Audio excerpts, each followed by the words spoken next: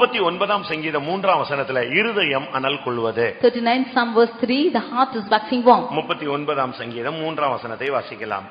என் இருதயம் எனக்குள்ளே அனல் கொண்டது, நான் தியானிக்கையில் அக்கினி மூண்டது. என் இருதயம் எனக்குள்ளே அனல் கொண்டது. My heart was hot within me.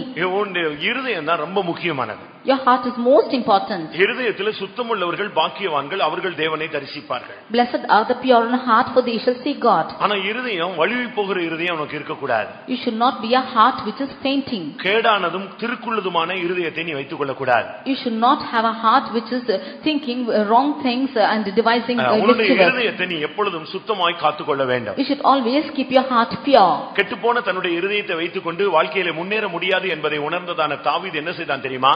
ஆண்டவரே சுத்த இருதயத்தை என்னில் சிருஷ்டியும் என்று கேட்டுக்கொண்டான். David, who had a heart which is spoiled, he asked the Lord, Lord, create in me a clean heart. இருதயம் எப்படி அனல் கொள்ளும்? How does the heart become hot? இருதயம் அனல் கொள்ளணும்னா தியானிச்சுக்கிட்டே இருக்கணும். For a heart to become hot, எதை தியானிக்கணும்? what should you meditate? மற்றவங்க செஞ்ச தீமையை தியானிக்க கூடாது. We should not meditate the evil of the others. நீ தீமையை தியானிச்சீனா உனக்கு ஓட்டம் முடிஞ்சிரும். If you meditate the evil, your race will be over. கர்த்தருடைய சன்னிதானத்திலிருந்து சிலுவையை தியானி.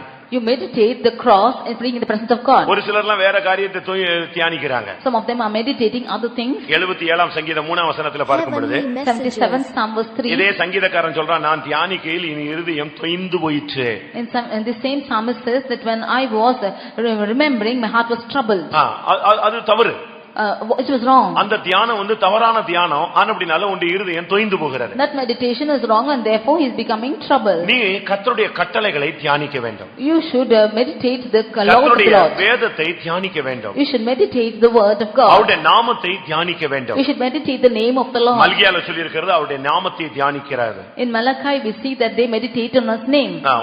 ஈசாக்கு சாயங்கால வேளை ஆன பொழுது ஜெப தியானத்துக்காக தேவ சமூகத்தை தேடி போனான். Isaac, when it was an even time, he went in for meditation for prayer. யோபு தன்னுடைய வாழ்க்கையிலே போராட்டங்கள் வந்த பொழுது ஜெப தியானத்தை குறைய பண்ணினான். Job, in the midst of his trials in his life, he decreased in his prayer life. சிலுவையை தியானியுங்கள். You meditate the cross. கர்த்தருடைய வார்த்தைகளை தியானியுங்கள். Meditate the words of the Lord. கர்த்தருடைய வேதத்தை தியானியுங்கள். Meditate the word of God. இரவும் பகலும் வேதத்தை தியானிக்கிற மனிதன் பாக்கியவான். Blessed is the man who meditates on the word of God day and night. அவரை தியானிக்கும் தியானம் இனிது என்று வேதம் சொல்லுகிறது. His meditation which I meditate is sweet. கட்டளைகளை தியானியுங்கள். You meditate his commandments. பிரமாணங்களை தியானியுங்கள். Meditate his law. உபதேசத்தை தியானியுங்கள். Meditate the doctrine. கிறிஸ்துவின் அன்பை தியானியுங்கள். Meditate the love of அவருடைய Christ. சிலுவை மரணத்தை தியானியுங்கள். Meditate the death of cross. கர்த்தர் செய்த நன்மைகளை தியானியுங்கள். Meditate the goodness of the Lord. இதை விட்டுட்டு leaving this, யாராவது எதையாவது உங்களுக்கு செய்ததை தியானிச்சிட்டு இருக்காதீங்க. Don't meditate on anything what anybody has done to you. அவன் அப்படி செஞ்சிட்டான், அத தான் யோசிச்சிட்டே இருக்கறேன். He has done like this, that is what I am keeping on thinking. அவங்க இப்படி பேசிட்டாங்க, அத தான் நான் தியானிச்சிட்டே இருக்கறேன். He spoke like this, that is what I meditate. அத நினைக்க தூக்கமே வர மாட்டேங்குது. As much I think I am not able to. அத நினைக்க எனக்கு சாப்பாடே எடுக்க மாட்டேங்குது. As much as I think of it, I am not able to eat. அத நினைக்க pressure எகிறுது. As much as I think of it, my pressure is increasing. ரத்தம் கொதிக்குது. And my blood is boiling. இந்த தியானம் எல்லாம் பரலோகத்துக்கு கொண்டு போகாது. This meditation will not take you to heaven. இது முடிந்தால் உன்னை வியாதியஸ்தனாக பலவீனனாக பின்மாற்றக்காரனாக உன்னை மாற்றும். If possible, this will take you as a sick person or a backslider. என்னையெல்லாம் ஒருத்தன் பயங்கரமா திட்டினான். One person came and scolded me very badly. அதாவது ஒரு சின்ன மேட்டர்ல அவன் என்னை ரொம்ப திட்டினான். For a small matter he scolded me very worse. எனக்கு அது ஆச்சரியமா இருந்துச்சு. எனக்கு அத ஆண்டவர் அந்த நேரத்துல எனக்கு என் புத்தியே மோசமான புத்தி, ஆனா அந்த இடத்துல என்னைய ரொம்ப தேவன் கிருபை கொடுத்தாரு. That was a surprise to me. I was also an angered person, but the Lord gave me a lot of grace. இவ்வளவுக்கு அவர் ஒரு reverend. And that too he was a reverend. டிவில எல்லாம் பேசுவார். He will speak in the TV. என் பிரசங்கம் ரொம்ப நல்லா இருக்குன்னு ஒரு காலத்துல சொன்னவர். He was the one who once upon a time said the messages are good. ஒரு சின்ன மேட்டருக்கு என்கிட்ட போன் எடுத்து தரக்குறைவா பேசினான். For a small matter he spoke ill of me. எனக்கு ஆச்சரியமா இருந்துச்சு. நான் சொன்னேன், ஏன் இப்படி எல்லாம் நீ பேசுற, ரொம்ப உன்னை எவ்வளவு நான் மதிப்பா மரியாதையா வச்சிருந்தேன், கெடுத்துட்டியேன்னு. I was surprised about this and said, why are you speaking like this? I have been respecting you to a great extent, you have lost it. அவன் ரொம்ப சீப்பா பேசினான். எனக்கு அப்பதான் புரிஞ்சது, இவெல்லாம் சரி, இவனை நம்ம மதிச்சதே தவறு. He spoke very cheaply. Then I thought it is wrong that I have respected him. இவன் குவாலிட்டி இல்லாத ஒரு ஆளு. He's a person without quality. இவன் வேஸ்ட். He's a waste. இவன் புக் எழுதி இருக்கிறான். He's written books. என்னெல்லாமோ பண்றான். And he's doing something else. ஆனா இவன் பேசுறான் பாருங்க, பேச்சு கெட்ட வார்த்தை பேசுறான். But he's speaking bad words. நான் கேட்டுக்கிட்டே இருந்தேன். I was hearing it. எனக்குள்ள ஆவியானவர் வந்துட்டு ரைட் அவனை விட்டு அவன் இருதயத்தில் உள்ள கொற்ற வரைக்கும் விட்டுருன்ட்டார். The Spirit of God within me said, you leave him till he bursts everything from his heart. எனக்கு ஆச்சரியமா இருந்தது. That was a surprise to me. ஆனா நாட்கள் வந்தபோது But when days came, திருப்பி ஒரு நாள் தோத்துறானா, எனக்கு வெக்கமா இருந்துச்சு. என்னடா இவனுக்கு வெக்கமே இல்லையே, he came. எனக்கு அவனை பார்க்க வெக்கமா இருக்கு, இவன் வெக்கம் இல்லாம ஸ்தோத்திரம் பண்ணிட்டு எனக்காக ஜெபிங்க, என் ஒய்ஃபுக்காக ஜெபம் பண்ணுங்க. He came one day and said, praise the Lord. When I was ashamed to see him, he was without shame asking me to pray for him and his wife. ஒரு சிலர் எல்லாம் இருதயம் ரொம்ப மோசமானது, வெளியே தான் பார்த்தா அவங்க ரொம்ப அப்படியே பக்திமானா நடிக்கிறாங்க. Some of them, their heart is so worse, only outwardly they look to be a saint. நான் நேத்து கூட இது யோசிச்சேன். Even yesterday I was thinking, இந்த சம்பவத்தை நேத்து யோசிச்சேன், இப்படிலாம் பேசினானே பரவாயில்லன்னு சொல்லி. I was thinking of this incident, thinking he spoke like all like this, it's all right. என்ன திடீர்னு பார்த்தா மிஸ்டு கால்ல அவன் வந்திருக்கான். And suddenly he came and missed call. எனக்காவது ஒய்ஃபுக்கு வேலை அது இதுக்கு எதுக்காவது ஜெபிக்க சொல்ல போறான், வேற என்ன பண்ண போறான்? He will come and ask me to pray for his wife or something else.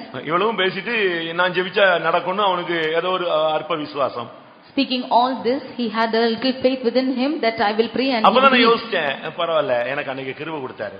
Only then I thought the Lord granted me grace that day. இயேசுவையே வேசியின் மகன் சொன்னாங்க, போஜன பிரியன் சொன்னாங்க, மதுபான பிரியன் சொன்னாங்க, பிசாசுகளின் தலைவன் சொன்னாங்க, பெயல்செபூல்னு சொன்னாங்க. இதெல்லாம் நமக்கு கம்மிதான். Even for Jesus, it was said that he was the son of Beelzebub, he was an adulterer, and he was an eater. அவன் பேசுனதை நீ தியானிச்சேன்னா உனக்கு blood pressure கூடி போகும். But if you should meditate on what they have spoken, your BP will increase. ஒன்னு pressure high ஆகும் இல்லட்டா low ஆகும். Either the pressure will increase or become low. உங்களுக்கு अनेக நம்ம விசுவாசி சொல்றாங்க எனக்கு ரொம்ப பிரஷர்னு. எனக்கு பிரஷர் இருக்கான்னு தெரியவே இல்ல.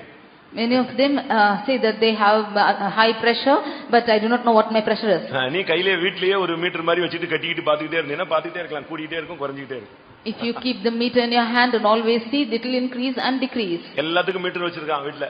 For everything they have meters in their house. உன் விசுவாசத்துக்கு ஒரு மீட்டர் போட்டு பாரு ரேஷியோ எவ்வளவு இருக்குன்னு. You keep a meter for your faith and see what's your ratio. எப்ப செக் அப் பண்ணிட்டீங்களோ அப்ப நீங்க உங்களை தூக்கி குழியில பிசாசு போட்டான்னு அர்த்தம். Whenever you are checking yourself, then immediately the Satan is put in your pit. எல்லாரும் சரீரத்திலயும் வியாதி இருக்கு, பலவீனம் இருக்கு, எல்லா போராட்டங்களும் இருக்கு.